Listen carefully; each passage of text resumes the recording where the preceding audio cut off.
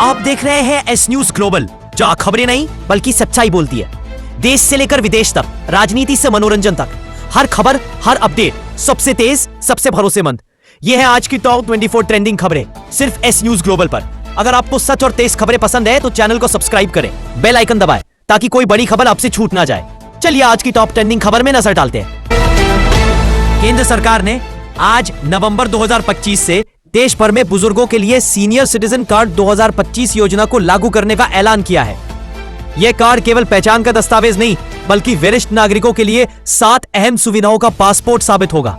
इन सुविधाओं में स्वास्थ्य सेवा, यात्रा, आर्थिक सहायता, पेंशन, बैंकिंग सुविधा, कानूनी मदद और सामाजिक सुरक्षा शामिल है। केंद्रीय सामाजिक न्याय एवं अधिकारिता मंत्रालय के वरिष्ठ अधिकारियों के अनुसार यह योजना वन नेशन वन आईडी के सिद्धांत पर लागू की जा रही है ताकि बुजुर्ग सरकारी योजनाओं का लाभ एक ही पहचान पत्र के माध्यम से ले सके। सस्ता हुआ एलपीजी सिलेंडर। जी हां, अब रसोई का खर्च थोड़ा हल्का हो गया है। दिल्ली से लेकर बिहार तक घरेलू गैस सिलेंडर के दाम में गिरावट आई है।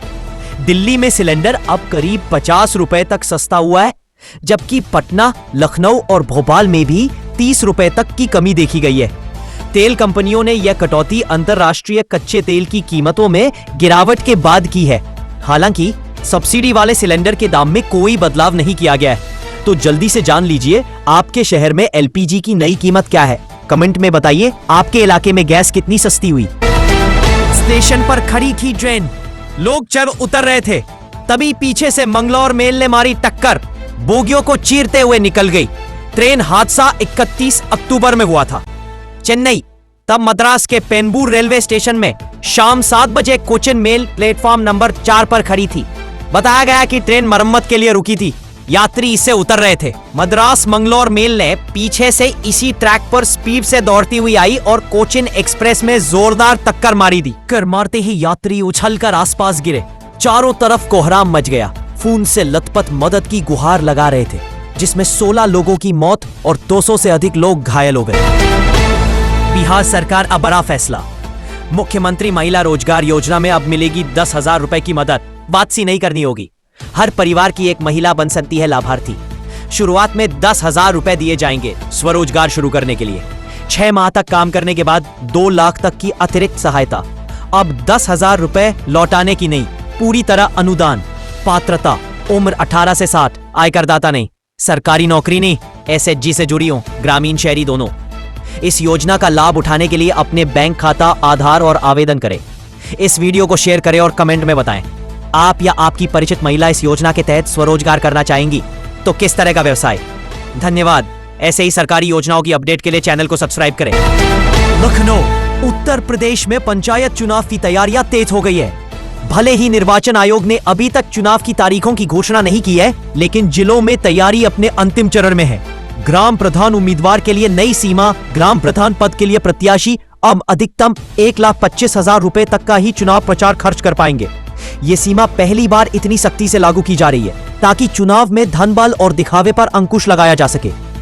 मतदाताओं और मतदान व्यवस्था की तैयारियां इस बार के पंचायत चुनाव में रायबरेली जिले के 22,06,637 मतदाता मतदान करेंगे। निर्वाचन विभाग के अनुसार 10,665 मतपेटियों की व्यवस्था की जा चुकी है और मतपत्रों की छपाई का कार्य पूर्ण हो चुका है। अधिकारियों का कहना है कि अब केवल चुनाव तिथि घोषित होना बाकी है। 1 नवंबर से राशन कार्ड नियम में बड़ा बदलाव। आज से मिलेंगे 8 बड़े फायदे। जानिए पूरी खबर। भारत सरकार अब प्रत्येक पात्र राशन कार्ड धारक परिवार को 1,000 रुपए प्रति माह की आर्थिक सहायता सीधे उनके बैंक खाते में भेजेगी। ये डायरेक्ट बेनिफिट ट्रांसफर डीबीटी प्रणाली बिचौलियों की भूमिका पूरी तरह समाप्त करेगी। साथ ही अब राशन में केवल गेहूं और चावल ही नहीं बल्कि दाल, तेल, नमक और अन्य पौष्टिक खाद्य सामग्री भी दी जाएगी। सरकार का मानना है कि इससे कुपोषण और कुप्रबंधन दोनों पर अंकुश लगेगा। अमेरिका ने हाल ही में गोल्डन गेट स्ट्रेटेजी के तहत हिंद प्रशांत क्षेत्र में अपनी सैन्य और आर्थिक मौजूदगी बढ़ाने की घोषणा की है। इस रणनीति का मकसद चीन के बढ़ते प्रभाव को संतुलित करना और भारत जैसे सहयोगी देशों के साथ साझेदारी मजबूत करना है। अमेरिका अब भारत को टेक्नोलॉजी, रक्षा और सेमीकंडक्टर सेक्टर में अहम भूमिका देने की तैयारी में है। ये चाल एशिया में शक्ति संतुलन बदल सकती है, जिससे भारत की स्थिति और भी मजबूत होगी।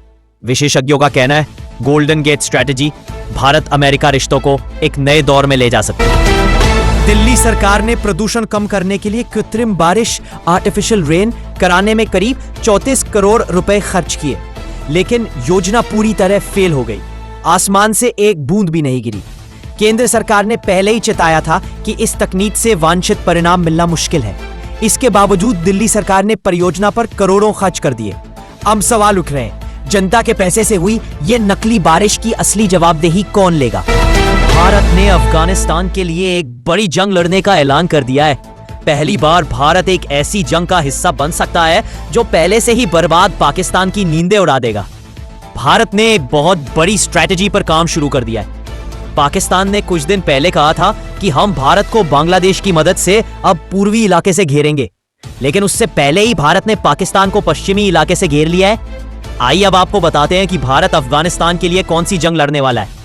दरअसल कुछ दिन पहले अफगानिस्तान के लिए कौन सी जंग लड़ने वाला है कि तालिबान सरकार ने ऐलान किया था कि जिस तरह से भारत ने पाकिस्तान का पानी रोका, हम भी ऐसे ही पाकिस्तान का पानी रोकेंगे। तालिबान ने ऐलान किया कि अफगानिस्तान से पाकिस्तान जाने वाली कुनार नदी पर हम एक बड़ा प्रोजेक्ट शुरू करने वाले हैं। इस प्रोजेक्ट से अफगानिस्तान की जनता को लाभ होगा, भले ही पाकिस्तान सूखा मर जाए। अब भारत ने पहली बार बड़ा ऐलान करते हुए कहा है कि हम इस प्रोजेक्ट में अफगानिस्तान का साथ देने के लिए तैयार हैं। भारत ने कहा है कि हम जल प्रबंधन यानी वाटर मैनेजमेंट में अफगानिस्तान का साथ देंगे और इसमें कुनार नदी पर बनने वाला हाइड्रोइक प्रोजेक्ट भी शामिल है। यानी भारत ने खुलकर ऐलान कर दिया है कि वो अफगानिस्तान के लिए कुनार नदी पर बांध बनाएगा। ये बांध बन गया तो पाकिस्तान पहुंचने वाला बचा खुचा पानी भी सूख जाएगा। दिलचस्प बात यह है कि जब अफगानिस्तान ने 480 किलोमीटर पानी लंबी कुनार नदी का पानी रोकने की बात कही थी, तो पाकिस्तान के कुछ एक्सपर्ट्स ने भारत को धमकी देते हुए कहा था कि अगर भारत ने गलती से भी अफगानिस्तान की मदद की तो हमारी सेना के लड़ाकू विमान भारत और अफगानिस्तान के उस बांध को उड़ा देंगे। आईसीसी महिला वनडे विश्व कप 2025 का फाइनल मैच रविवार 2 नवंबर को नवी मुंबई के डीवाई पाटिल स्टेडियम में खेला जाएगा। इस बार का मुकाबला खास इसलिए है क्योंकि दोनों टीमें अपना पहला विश्व कप खिताब जीतने के इरादे से मैदान पर उतरेंगी। फाइनल से पहले दोनों टीमों के कप्तानों के बीच ट्रॉफी के साथ फोटोशूट हुआ है। इस फोटोशूट ने सोशल मीडिया पर फैंस की धड़कनें बढ़ा दी है और चर्चाओं को तेज कर दिया है।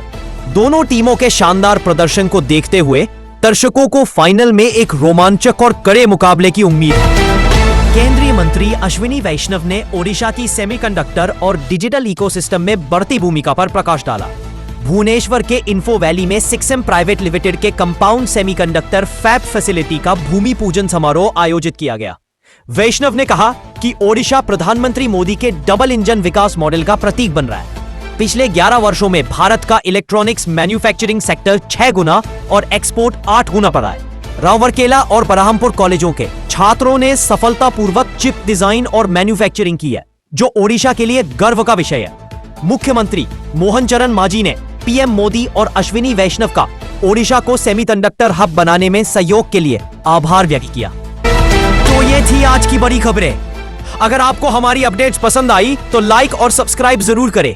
कमेंट में हमें बताएं कि आप कौन सी खबर पर ज्यादा अपडेट रहना चाहते हैं। हम आपको हर दिन ताजा और दमदार खबरें लाते रहेंगे। धन्यवाद और जुड़े रहिए हमारे साथ।